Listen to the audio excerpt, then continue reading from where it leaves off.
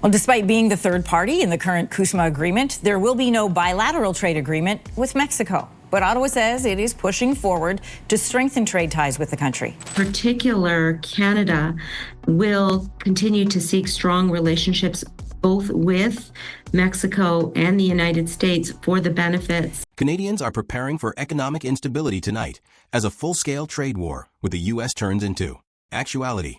Just now, the U.S. government's debt skyrocketed to an astounding $37 trillion, a fresh record that emphasizes how serious the situation is. The impact of inflation on workers' paychecks is severe. Additionally, a global conflict that Washington anticipated winning handily is taking an unexpected turn. The trade map of North America is not just changing, it is being ripped apart. The United States has stumbled into a perfect storm in a few months. A mound of debt is rising taller than ever. Prices for commonplace items are rising, and a competitor it believed it could defeat is suddenly more powerful than anyone anticipated. One must question what additional upheavals might be on the horizon if such a drastic reversal can occur so quickly. We'll disclose the secret cause of this turnaround later in this video, so pay attention. Please click the like button before we start. It enables us to circumvent YouTube's algorithm. The policy intended to guarantee American dominance has begun to backfire, making this time unique. President Donald Trump launched a massive 35% tariff onslaught as the first salvo in this trade war, with a goal of bringing Canada to its knees. Rather, it set off a series of events that Washington had not foreseen.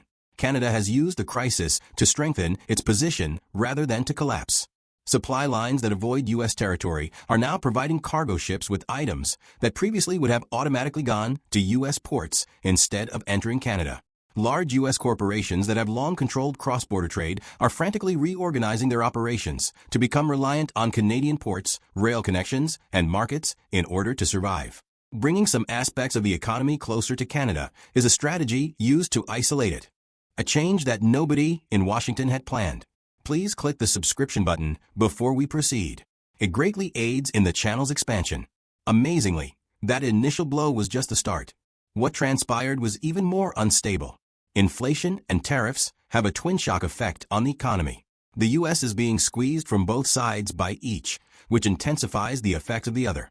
The cost of everything from groceries to industrial components has increased due to supply chains being affected by the new 35% tariffs on Canadian goods and comparable levies on other imports.